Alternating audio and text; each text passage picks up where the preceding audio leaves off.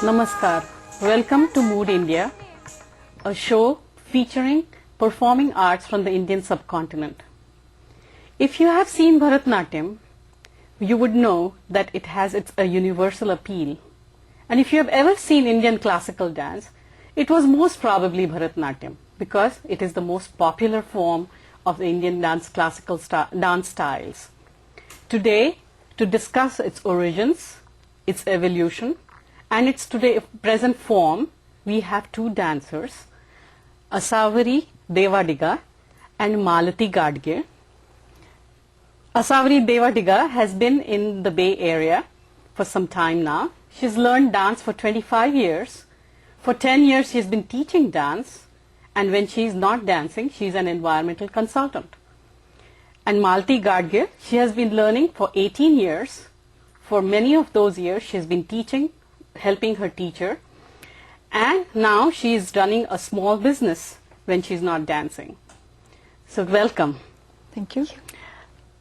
Bharatnatyam is a very ancient style. It must have gone through many evolutions. How did it begin? Bharatnatyam is one of the most traditional Indian classical dance forms originating from the South Indian state of Tamil Nadu. It is one of the oldest and the richest Indian cultural dances. Its antiquity lies about 3,000 years ago with its rich history and mythology. Bharatnatyam was initially known as Sadiratam or court dance and Dasiyatam or dance performed by Devdasis or servants of God. These Devdasis performed Bharatnatyam in the South Indian temples. They used to sing, dance and play musical instruments. The Devdasis are said to have devoted their entire lives to the service of God. Therefore, we see that predominantly Bharatnatyam compositions are focused or are in praise of different gods and goddesses in the Indian mythology, such as Lord Rama, Lord Shiva, and Lord Krishna. Today, besides the traditional themes, Bharatnatyam dance dramas or concerts explore even new and modern themes such as struggle of India's independence or status of women in India. There is a few popular roots of the word Bharatanatyam. One of them is Bha as in Bhava, Ra as in Raga, and Ta as in Tala. These three combined to form Bharatanatyam. The other story is that there was a time of great greed and vices on the earth, and several gods and goddesses went up to Brahma, who is known as the god of creation, and asked him to please translate the existing four Vedas, to translate it into common words for the common man. And he assigned this task to Bharata.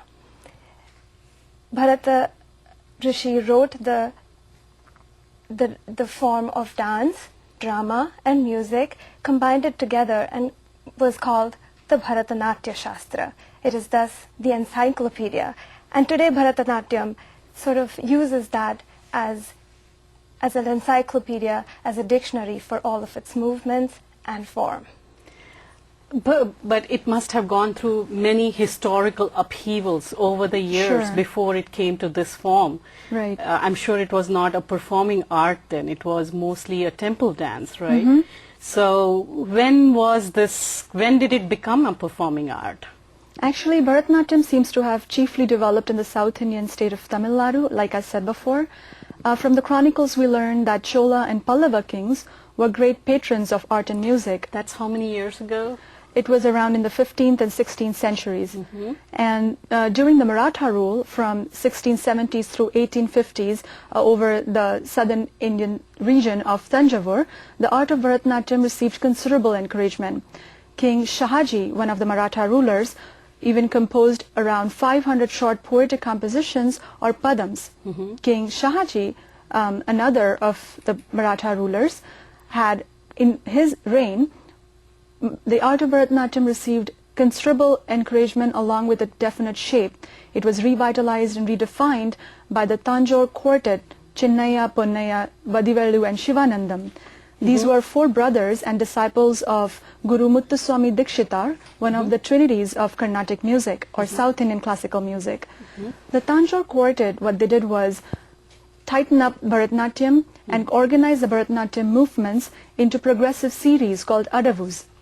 So it is mostly to do with technique, or was it a different in the themes that were brought out? It was more of the technique. They also actually composed music in specifically for Bharatnatyam and also introduced new items that brought out different aspects of music as well as dance. So the music for Bharatnatyam is what kind of music? Bharatnatyam is performed traditionally to South Indian classical music, which is Carnatic music. So the structure comes from South Indian classical That's right. music. That's correct. Yes. And then Shahaji wrote all these verses. Were they along the same themes like the mythological stories? That's right. correct. Yes. And when does this modern revival start? So unfortunately, from about the 1800s, many of the dancers lost patronage from some of the big kings and queens of India because of the British rule. Their kingdoms were annexed. They weren't able to support these artists anymore, and we see a significant decline in this art form. However, just before the independence and post-independence, definitely, some Indologists and other dancers took it upon themselves to revive this beautiful dance form. Also, before the independence, it was considered mainly a temple tradition, which, as Asavari said, was done by the Devdasis. After independence, girls from middle-class families started entering Bharatanatyam, learning it, and performing it, and it became a very popular art form in India. Also, the Guru Shishya Parampara, which is the Guru, the teacher, and the disciples, that whole relationship took a different form. They started living together. The disciples used to live with the Guru, and many of them actually engaged themselves with and learned like an instrument and music to completely immerse themselves in this dance form, and that became a complete devotion from their side. Of course, today we've seen great changes in this art form. There are certificate courses, hobby classes. For more serious dancers, there are even master's level and PhD level courses that are offered in universities. Many of the dancers now have developed their own style, and they have started dance schools, and they encourage and teach children in their dance schools. So now it is now a performing art that Yes. has been revived over the last 50, 60 years maybe. Definitely. I also know that your teacher, you share a common teacher, Suchitra Bhide Safikar, and I heard she is a great exponent of the dance, and she's also a great researcher. What are her contributions to this dance style? So she has done a lot of contribution in terms of both the form, the technique of Bharatanatyam, as well as the music. She has made certain changes. But her great research has been to present Marathi compositions through Bharatanatyam. Marathi is a language of Maharashtra, the which is western state in India. Right. close to Bombay, if people usually know Bombay. So it's the language, and that is where we live. So to make that more appealing to the people of Maharashtra, she has researched the compositions which were written by Marathi rulers in Tanjavur, and we present them. So most commonly when we see Bharatanatyam, it is done to Tamil music or That is some right. South Indian language like Telugu, Kannada.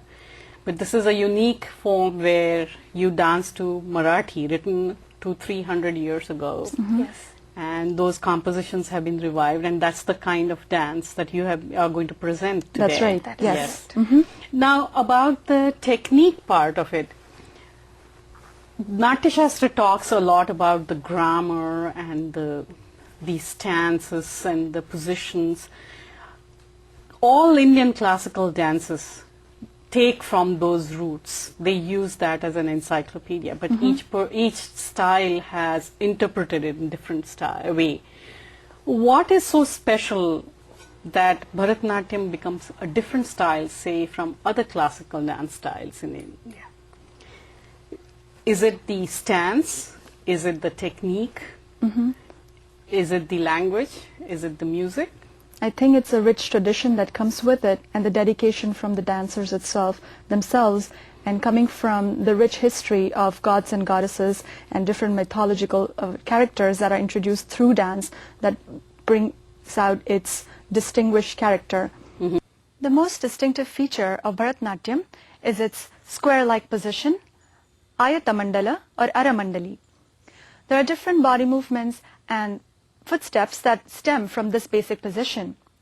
Also, there are various hastamudras or hand gestures such as pataka, tripataka, kapithya, mrugashirsha. There are different head movements such as shirobhedas that go samam, udvahitam, adhomukham, alokitam, dhrutam. There are different eye movements or drushti bhedas such as samam, alolitam, sachi, pralokitam, nimilite. And also there are different positions in which you keep your foot or pada bhedas such as udghatitam, samam chaiva, tatha agratala sancharaha, anchita, kunchita, suchi. All these divisions and gestures are presented in the form of verses or shlokams in Sanskrit language. There are various basic dance steps in varying complexity that are combined together to form pure dance patterns. Basic dance steps such as tai, ya, tai, tai, ya, tai, or tayyum tatta, tayyum ta, tayyum tatta, tayyum ta, or ta tai tai ta, dit tai tai ta, ta tai tai ta, dit tai tai ta. Such dance steps are combined together to form pure dance patterns called jati or tirmanam that are performed to bowl or words such as tadikudin kutaka takatadin kutaka tadid dhalangutaka. Or they can be also performed to musical notes or swaras. Malati will now demonstrate a pure dance pattern, jati, along with swaras.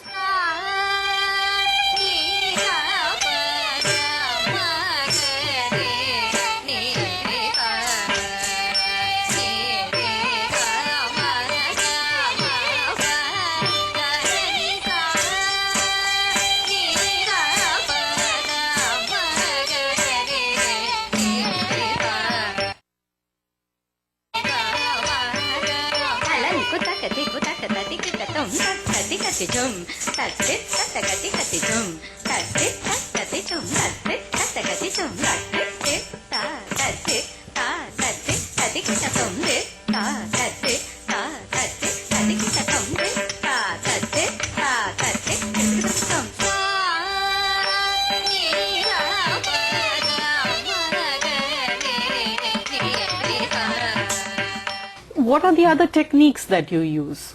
I would actually like to mention also that there are two different types of dance forms, nritta and nritya.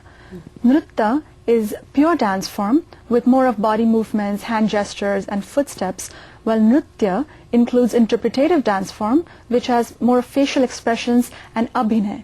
That's how you use the whole body as a vehicle to express or convey the language of dance and reach out to the audience. And therefore we go into the details of basic dance steps that are put together as we put together words to form essays, and we put together these dance steps to form creative patterns of dance. I think we should see a sample of that.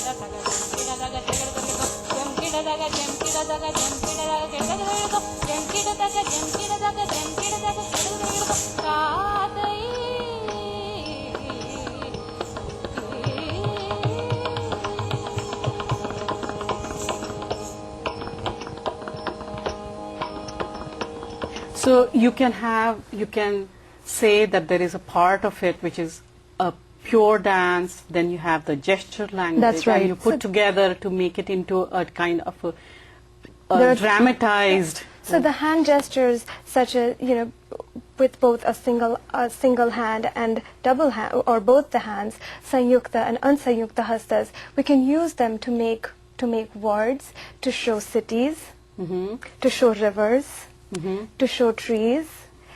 These are the things which you can use using your hand. There are also gods and goddesses, like Lord Krishna with a peacock feather in his head and a flute in his other hand. You can use Ganesha. Everybody knows the Lord Ganesha with the trunk, elephant-headed the god. elephant-headed with a big ear and a tree and a trunk.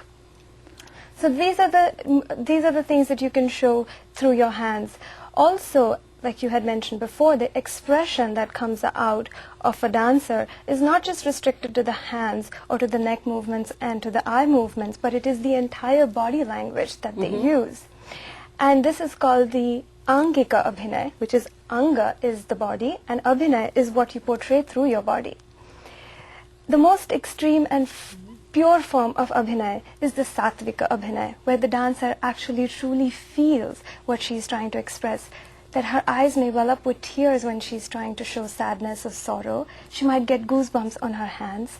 That is the Abhinay that you show through your entire body, along with your hands and your necks and your head. Now, you use all this to narrate stories. That's right. Can you demonstrate a sentence or say something that uses gesture language? Actually, we can describe to you the item that we are going to present later on that has an ongoing dialogue or a conversation between Lord Shiva and Parvati. Would you like to do that now? Yes. So Shiva says, "Ata shabarahona zato mi twarene." He says, becoming a hunter, I'm going into the jungle very quickly. I have no time to waste.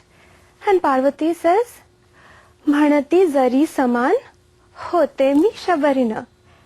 I'm an equal to you and I'm going to come with you as a companion. Then she goes on to say, I will pluck the leaves in the jungle and adorn myself. I'll wear flowers in my hair and look very pretty.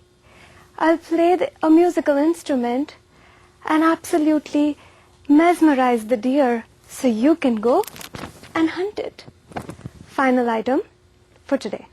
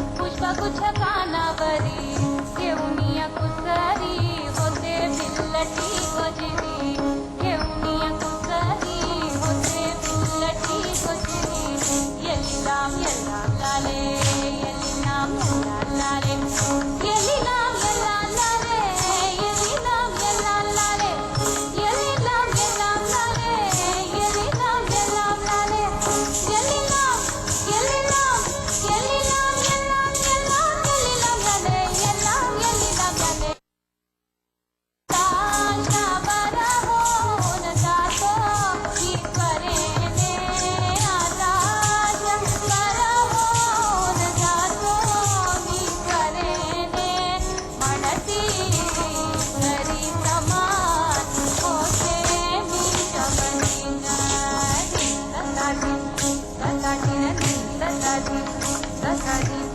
घेऊनी कंठ तिरा येते तुझं बरोबर घेऊनी कंठ तिरा येते तुझं बरोबर घेऊनी कंठ तिरा घेऊनी कंठ तिरा येते तुझं बरोबर येते तुझं बरोबर शारभेंद्र नोता धनी हो नोता धनी शारभेंद्र नोता धनी हो नोता धनी सुख पावेन मी वनी सुख पावेन मी वनी तत्तों गित्तों कत्तरिगिड तगदरिगिड तत्तों गित्तों कत्तरिगिड तगदरिगिड तत्तों गित्तों कत्तरिगिड तगदरिगिड तत्तों गित्तों कत्तरिगिड तगदरिगिड तत्तों कत्तरिगिड तगदों कत्तरिगिड तत्तों कत्तरिगिड गित्तों गित्त कत्तरिगिड तगदरिगिड तगदित्तों तगदिगिड तों तगदित्तों तगदिगिड तों तगदित्तों तगदिगिड. That's all for today's edition of Mood India. For all of us here, I'm Vrunda Bhandarkar. Thank you. शाबारा होऊन जातो मी करेने आता शाबारा होऊन जातो मी करेने म्हणती घरी समान होते मी शमनीना तातय्या तय्या तय्या तददिना तातय्या तय्या तय्या तददिना तातय्या तय्या तय्या तददिना तातय्या तय्या तय्या तददिना तातय्या तय्या तातय्या तय्या